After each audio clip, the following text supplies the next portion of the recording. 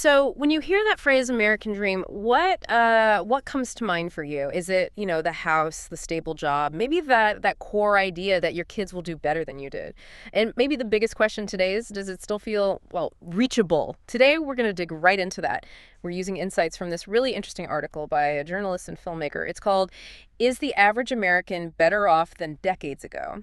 And it takes this unique time travel approach. It puts us in the shoes of a, let's say, typical American middle income earner across different decades, 1955, 1975, 1995, and crucially, how that all leads up to, well, today.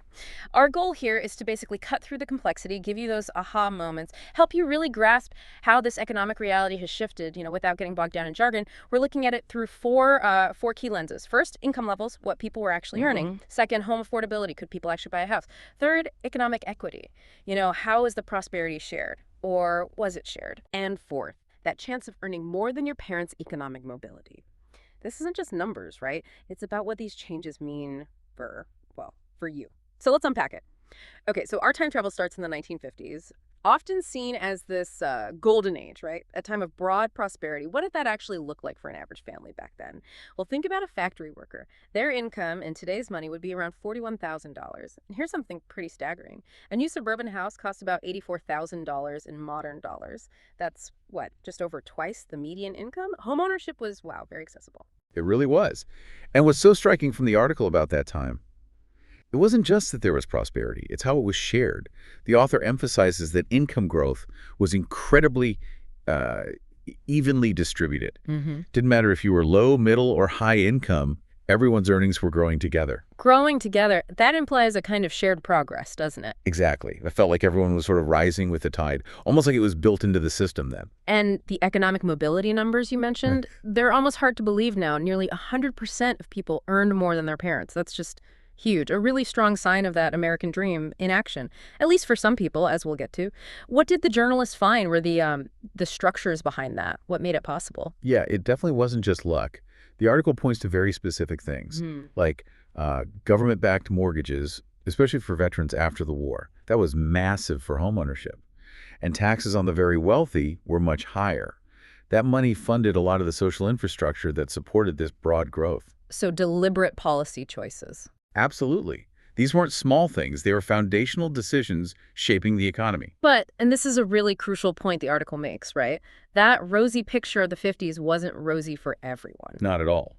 It's vital to remember this prosperity was, as the article puts it, racially and gender exclusive. Black Americans faced huge barriers like redlining, which denied them those same housing opportunities. And women's economic roles were obviously very different, often excluded from those high-paying jobs. So yeah, a high point for mobility for, say, white men, but definitely not equitable by today's standards. A really important caveat. Crucial context. Okay, let's jump forward then to the 1970s. The article suggests this is where we start seeing cracks in the foundation. A time of stalled progress, emerging pressures. What did that look like? Well, household income did go up. It reached about $66,000 in today's dollars. But a big reason for that rise was that more women were entering the workforce. So it wasn't just individual wages rising dramatically. It was often needing two incomes. Exactly. That shift towards dual-income households really picks up steam here. And often, it was becoming a necessity, not just a choice, because costs were rising. Right. And speaking of costs, what about housing? Yeah, home affordability took a big hit in the 70s. House prices jumped significantly, up to around $230,000 in modern dollars. Wow, that's a big leap from the 50s figure. It is. The article described home ownership as still possible but strained. You start to see real financial stress creeping in. You mentioned external pressures, too, like inflation. Definitely. Inflation was a major issue, the oil crises. These things put a squeeze on family budgets in a way they hadn't felt before. Okay, but what about that shared growth aspect from the 50s? Did that completely disappear? Not immediately. Interestingly, the data showed that income across the different brackets, low, middle, high, actually continued to grow together for a while into the 70s, so there was still some sense of shared prosperity lingering. But mobility started to slip. It did. It dropped from that nearly 100% mark down to about 80% of adults earning more than their parents. Still high, historically speaking, but a noticeable dip. The upward escalator was, starting to slow down a bit. And you mentioned women entering the workforce. That's a huge social change. Absolutely. Women were gaining more financial independence, which was significant, but the article points out they were still only earning about 60 cents for every dollar a man earned, even for similar work. The wage gap was stark. So, summing up the 70s, the dream is mostly there, but it's getting harder. Costs are up, dual incomes are more necessary, mobility is slightly down, signs of strain. That's a good way to put it. The foundations were still there, but the stress fractures were definitely starting to show. Okay, let's briefly touch on the 1990s. The article frames this as a kind of mixed bag, right? Yep. Growth, but also widening inequality. Yeah, it's an interesting pivot point. You Yeah. have the end of the Cold War, this big economic surge, a lot of it driven by globalization, the beginnings of the internet boom, lots of dynamism. But underlying policy shifts were continuing. The article mentions things starting in the 80s. Right. The piece suggests that the trend towards deregulation, tax cuts, particularly at the higher end, and a weakening of labor protections really continued and started to bite.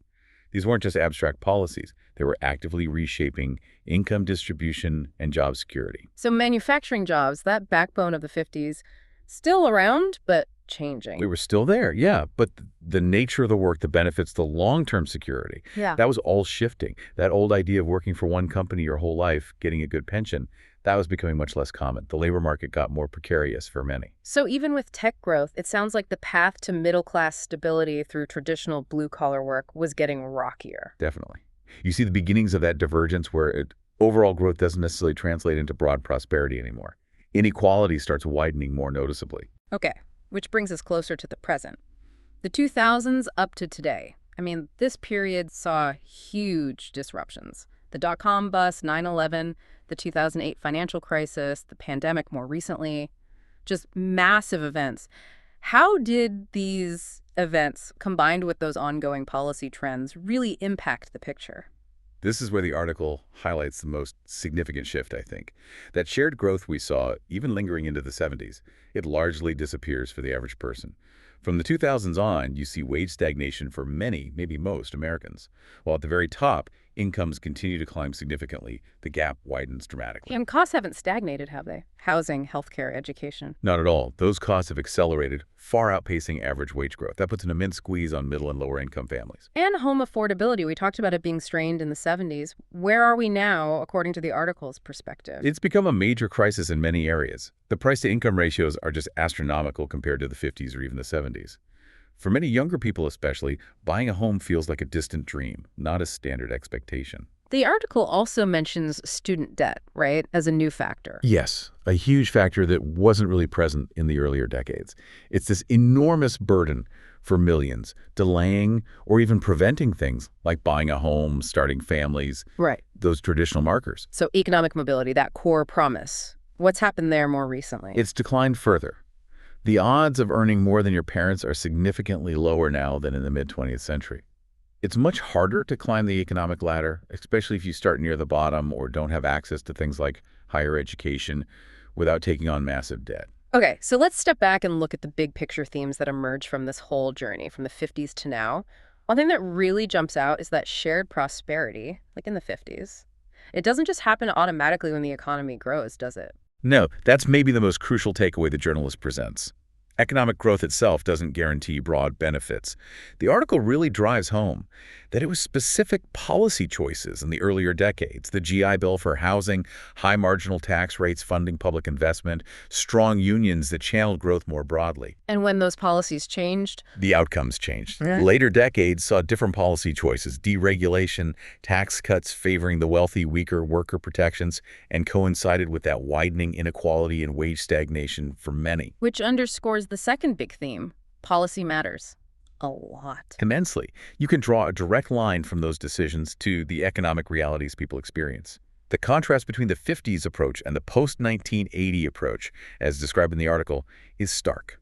It really shapes who gets ahead and how. And this journey also seems to redefine the American dream itself, or at least what it takes to achieve it. Yeah, it's evolved dramatically, that near guarantee of upward mobility from the 50s. It's largely gone. Now, as the reporting suggests, factors like your education level, where you happen to live, even your family's existing wealth play a much bigger role.